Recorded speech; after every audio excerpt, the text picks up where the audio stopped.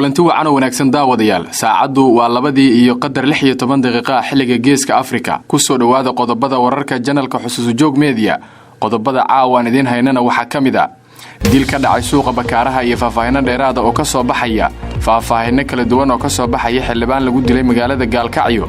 maamulka degmada Warshiiq oo gacanta ku dhigay rag degmadaasi ku kufsaday haweeney ciidanka danab oo burburiyay saldhigyo ay al-shabaab ku lahaayeen Jubbada Hoose safaaradda Soomaaliya ee Nairobi oo toddobaad shaqada hakad gelin doonta Puntland oo gacanta ku soo dhigtay rag ay la xiriirisay inay ka tirsan yihiin al-shabaab iyo Daacish Soomaaliya oo cadeynaysa mowqifkeeda ku aadan khilaafka dawladaha Itoobiya iyo Masar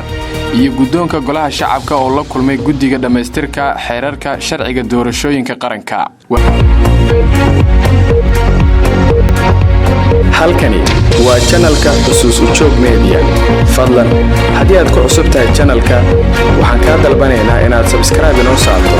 gambaleelkana aad furato si aad u noqoto daawadaha ugu horeeya ee hela macluumaadka iyo warbixinada aan bartan soo gelino mar waliba inagala soco xusuus joog media waa hagaag daawadayaal saacadu waa 2:16 daqiiqo xilliga geeska Afrika intii aad maqasheen waxa ahayeen qodobada ugu waaweyn ee wararka channelka xusuus joog media iminkan waxaad ku soo dhawaataan wararkaas oo intaas ka faahfaahsan askari ka tirsan ciidanka booliska Soomaaliya ayaa lagu dilay suuqa weyn ee bakaaraha gaar ahaan agagaarka laamiga shirkadaha waxaana askariga la dilay la sheegay in hore looga sii qaatay qori uu watay sidaan wararka ku helnay askariga ayaa waxa dilay ciidamo kale oo xirnaa dreeska ciidanka dawladda Soomaaliya kuwa oo dilka kadib la sheegay inay hore uga sii qaateen qorigii uu watay goobtan ay uga dhaqaaqeen meedkiisa askariga booliska ka tirsanaa ganacsatadii iyo shacabkii ku sugnaa goobta dilku ka dhacay ayaa aad uga argagaxay waxaana markii dambe goobtaasi soo gaaray ciidamo ka tirsan booliiska oo halkaasi ka sameeyay baaritaano horeyna u qaaday meedka askariga la dilay magaalada Muqdisho ayaa waxa aad uga yaraa dilalka noocan oo kale ah inay isku geystaan ciidanka dawladda waxaana mararka qaar horey u dhici jirtay in ciidamo ay isku dilaan sabab la xiriira kala shaki iyo sidoo kale inay qoryaha kala dhacaan markaana Gaalkacyo waxa faahfaahin dheeri ah laga helayaa dil xalay kooxo hubeysan ay u geysteen xildhibaan ka tirsanaa golaha deegaanka magaalada Gaalkacyo ee dhinaca maamulka Puntland marxuumka la dilay ayaa waxa lagu magacaabi jiray Muqtaar Axmed Cumar Tiinle waxaana kooxo hubeysan ay ku rasaaseeyeen waqooyiga magaalada Gaalkacyo taasi oo keentay in markii dambe uu ku geeriyooday isbitaal dhaawac ahaan loogu qaaday markii hore sidoo kale wararka qaar ayaa sheegaya in qof shacab ah uu ku dhaawacmay rasaastaasi walow warar kalena ay tilmaamayaan in shakhsiga dhaawacmay uu ahaa askari ka tirsanaa ciidanka ammaanka maamulka Puntland saakay waxa howlgallo lagu baadigoobayo raggii falkaasi geystay ay ka soconayeen qaybo kamid ah magaalada Gaalkacyo ee maamulka Puntland al-shabaab ayaa sheegatay mas'uuliyadda lagu dilay xildhibaan Muqtaar Axmed Cumar oo ka tirsanaa golaha deegaanka magaalada Gaalkacyo waxayna sheegeen in dagaalamayaal ka tirsan al-shabaab ay gudaha magaaladaasi ku dileen xildhibaanka magaalooyinka Gaalkacyo iyo Boosaaso ayaa waxa siyaabooyin kala duwan loogu dilaa mas'uuliyiin ka tirsan maamulka Puntland waxaana inta badan laamaha ammaanka maamulkaasi ay sheegaan in ay si buuxda wax uga qabanayaan amni darrada ka jirta magaalooyinkaasi oo kamid ah kuwa ugu waaweyn ee deegaanada Puntland maamulka degmada Warshiiq ee gobolka Shabeellaha Dhexe ayaa waxa ay sheegeen inay gacanta ku soo dhigeen rag la sheegay in fal kufsi ah ay xalay gudaha degmadaasi ugu goysteen haweeney Cabdullaahi Raage Colow xogayaha degmada Warshiiq oo la hadlay warbaahinta ayaa tilmaamay in 2 nin oo falkaasi lagu soo eedeeyay ay haytan gacantooda ku jiraan isla markaana ay ku wadaan baaritaano isagoo xusay inay marsiin doonaan ciqaabta ay muteystaan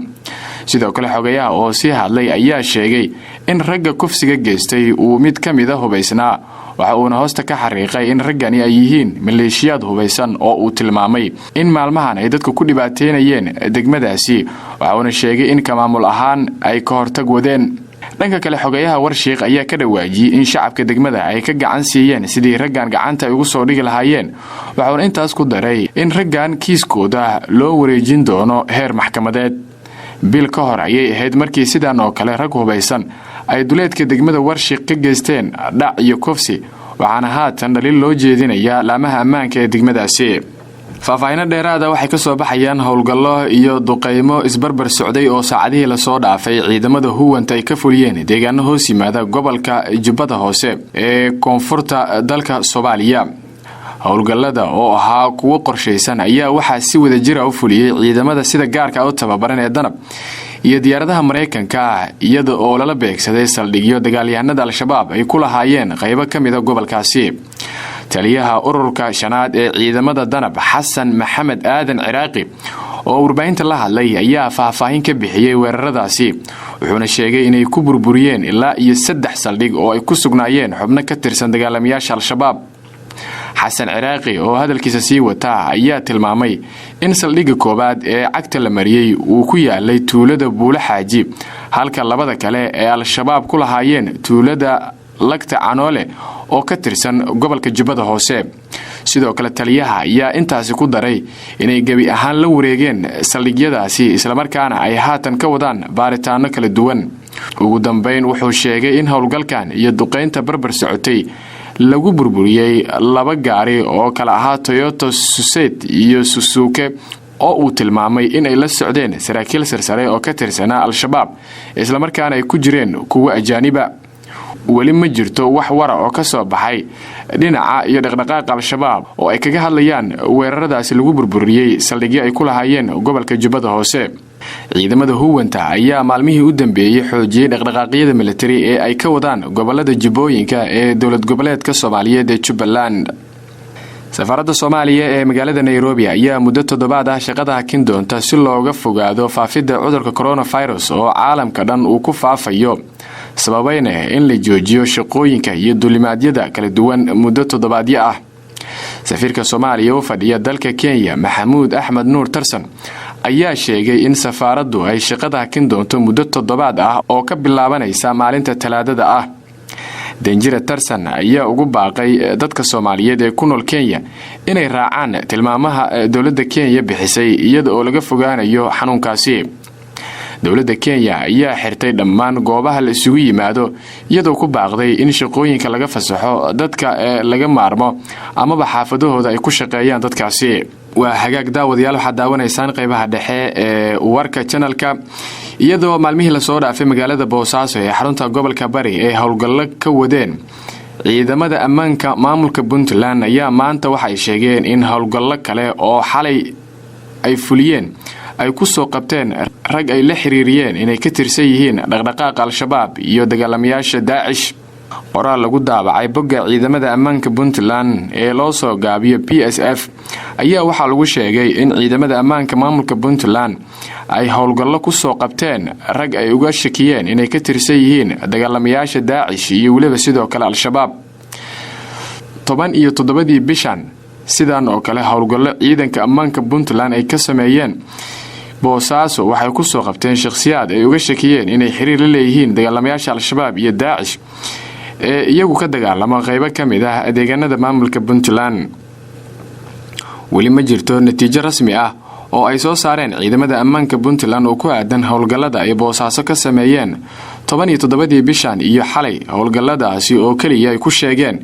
in lagu qabtay rag looga shakiyay al-shabaab iyo Daacish. ururka Daacish ayaa si weyn ugu xoogan buuraha Calmadow iyo Calmiskaad oo mararka qaar ay ku wada dagaalamaan dagaalamayaashaasi iyo ciidanka Puntland. dhinaca kalena wasiirka arrimaha dibadda ee xukuumadda Soomaaliya Axmed Ciise Cawad ayaa markii ugu horeysay ka hadlay khilaafka ka dhashay biyo-xireenka ay dawladda Itoobiya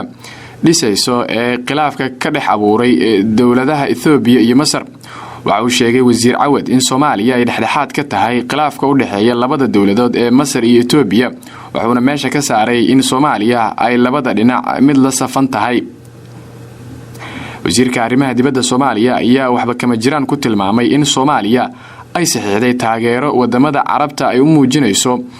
taasna uu sheegay inay tahay waxba kama jiraan.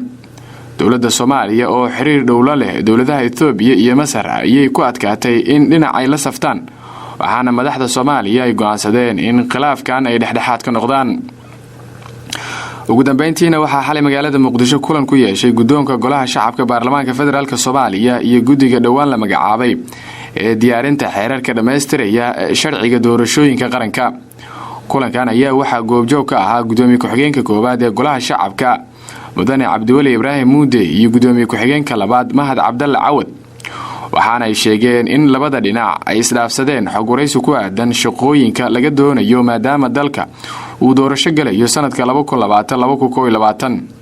guddiga diyaarinta xeerarka dhammaystiraya sharciga doorashooyinka oo ka kooban 17 xubnood ayaa waxaa si wada jira kowdii bishan u magacaabay labada guddoon ee baarlamaanka Soomaaliya waxaana looga fadhiyaa inay soo saaraan xeerarka sharciga doorashooyinka qaranka. qoraal shalay ka soo baxay guddiga madaxa bannaan ee doorashooyinka qaranka ayaa waxaa guddigan isku dhafka ah looga dalbaday in ay dedejiyaan xeerarka sharciga doorashooyinka maadaama guddiga doorashooyinka bartamaha sanadkan laga sugayo in ay si rasmi ah ugu dhawaaqaan nooca doorasho ee uu dalku gali doono. wali guddiga doorashooyinka waxay ku adkeysanayaan in dalka ay ka dhici karto doorasho qof iyo cod ah inkastoo aan la ogeyn sida ay ku suurtageli karto. guud ahaan daawadayaal waxaa intaas ku dhan wararkii aad kala socoteen janalka Xusuus Joog Media. cod ku mahadsantihiin daawashada muuqaalada aan bartan soo gelino.